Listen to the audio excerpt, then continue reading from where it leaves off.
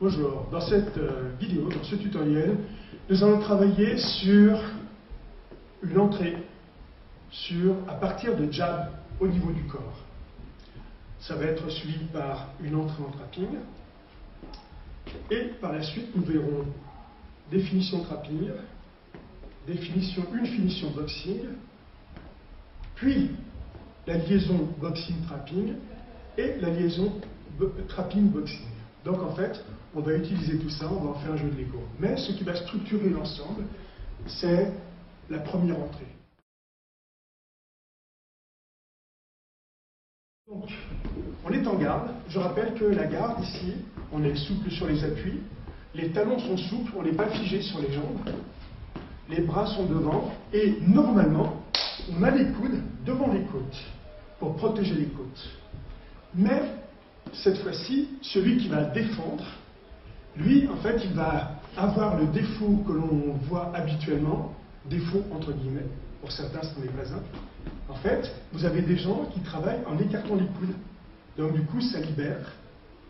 Et vous avez des gens qui montent les bras, et du coup ça libère dessous. Okay? Alors attention, les gens qui écartent les coudes, souvent c'est parce qu'en fait, ils travaillent à partir des épaules, donc ça écarte les coudes. Ceux qui montent les mains, c'est peut-être un peu plus dangereux, parce que c'est peut-être tout simplement pour vous attirer en bas et vous contrer à ce moment-là. C'est peut-être une stratégie, comme le Silat qui fait des choses comme ceci, vous pensez que c'est bon, et en fait ils vous attendent là, ils vous donnent une ouverture pour vous attendre là. D'accord? Ou quand vous les feintez, par exemple, vous baissez la main là, et vous dites j'espère qu'il va penser à venir ici, et c'est là que je l'attends pour faire des choses, etc. D'accord? Donc là on va partir sur quelque chose qui est une mise en danger un peu volontaire du partenaire qui va écarter un peu les coudes. Je rappelle que les coudes c'est ça, on n'écarte pas les épaules, là ça ne sert à rien. Et il faut être relax. L'attaquant, lui, en fait, il est en position normale, et ce qu'il va faire, c'est déplacement frontal. D'accord? Déplacement frontal. Et pendant le déplacement frontal, je vais faire un coup de poing horizontal, un pinch eye, ou un jab si vous préférez, au niveau des côtes flottantes. Je rappelle qu'il y a la cage thoracique et les deux dernières côtes sont les côtes flottantes, c'est-à-dire qu'en fait, elles ne sont pas tenues par le sternum, donc on peut, si on les impacte, on peut les fêler ou les briser, et derrière, du côté droit, il y a le foie, du côté gauche, il y a la rate. Donc en fait, je frappe pour briser les côtes, et si j'ai suffisamment d'impact, j'abîme le foie derrière ou j'abîme la rate derrière. D'accord? Là, ici, je suis là, et je lance mon poing et je frappe. Vous avez vu que je n'avance pas la tête comme ceci, hein, je descends sur mes genoux. Je ne m'écrase pas sur les cuisses, tout simplement, je descends sur les genoux et je repars. Donc je fais 1, je repars, et puis je me mets à l'aise. 1, je repars et je me mets à l'aise. 1, je repars, je me mets à l'aise. Si je suis en face, je fais 1, je repars, je me mets à l'aise. Évidemment, on fait dans les deux gardes. Pour la vidéo, je vais rester dans une seule garde pour raccourcir la vidéo. D'accord? Bien.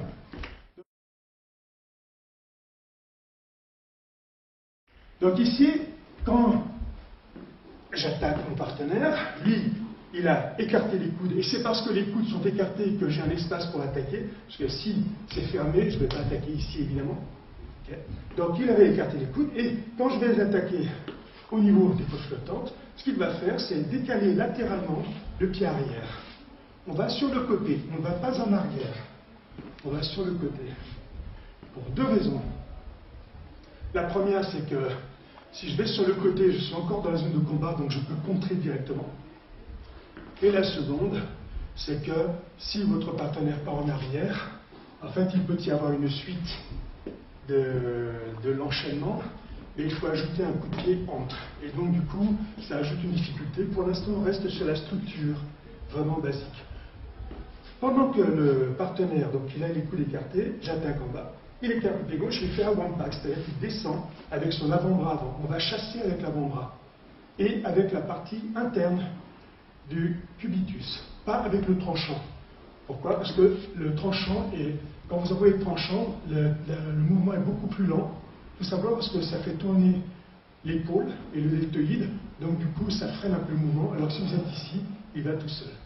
C'est un autre avantage, c'est un coup de pied circulaire, si vous venez bloquer avec le cubitus ça fait mal, alors que si vous me bloquez avec la partie interne, ça amortit un peu plus. Évidemment, je parle de coups de pied façon boxe française ou karaté, et non pas des coups de pied façon taille où les gens vous rentrent dedans. D'accord? On travaille différemment à ce moment-là. Donc ici, quand j'attaque, je fais ça, et quand je défends, je fais ça. Okay? Okay? Avec partenaire. Donc là, on va se mettre le profil dans un premier temps. Benjamin va m'attaquer, je fais clean. Ok, on bouge un petit peu. Alors, on revient ici pour rester dans le champ de la caméra. Normalement, on peut prendre un peu plus d'espace. D'accord? Tu avances un petit peu. Merci. Et quand j'attaque, je fais clean. Voilà. Si il se met de ce côté-là, quand il m'attaque, je fais clean. Quand je l'attaque, bam. D'accord? Bien. Je te mets ici. Donc regardez bien, j'ouvre un peu les coudes, parce que si je ferme les coudes, on n'a pas envie d'attaquer là, d'accord? Donc j'ouvre un peu le coude, et là ici, je descends. Voilà. Alors regardez bien ce que je fais avec l'autre main. Vous voyez? Si je vais sur le côté, je peux contrer. Si je vais en arrière, je ne peux pas contrer. Et comme c'est lui qui est la dynamique en avant, en fait, normalement, il est plus rapide que moi. Okay? Évidemment, tout ça est à nuancer. Hein? Yeah. Merci. Donc ça, c'est la première partie. J'attaque en jab, bam, il attaque en jab, et je fais avant back, avec l'autre main en protection.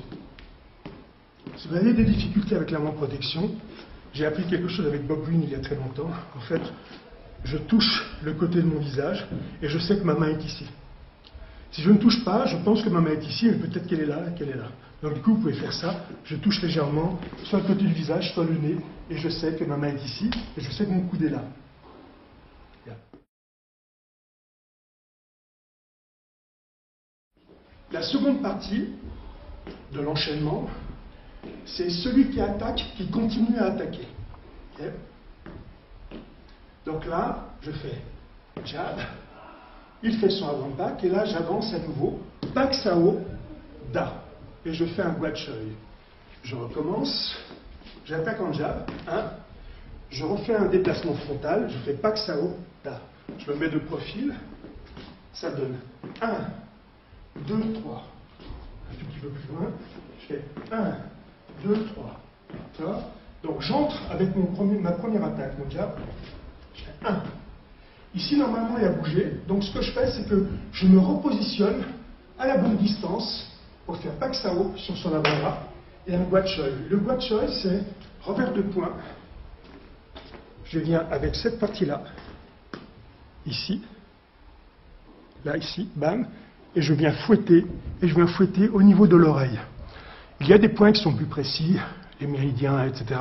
Sauf que quand ça bouge, c'est plus difficile.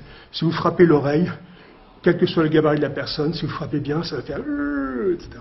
Il y a des gens qui disent on frappe la tempe, sauf que je préfère ne pas introduire des techniques qui risquent d'être létales, tout simplement parce que soit on se retient, soit on les fait.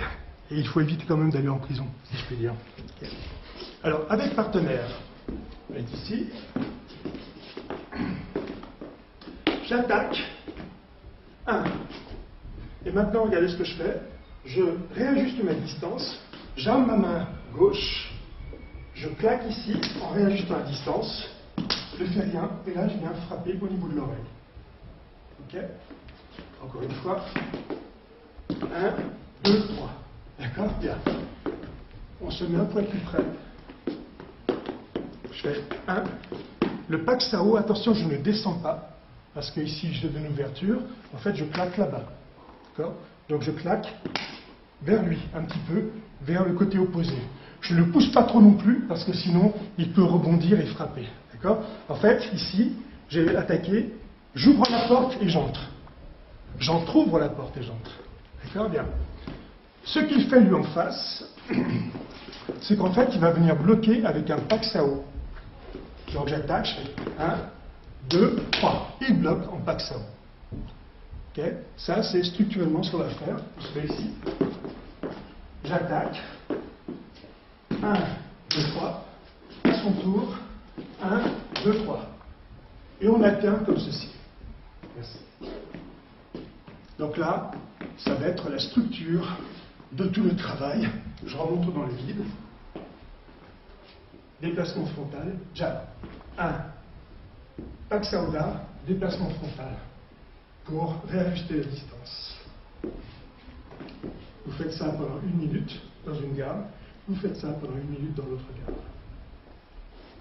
Et après, on travaille la suite.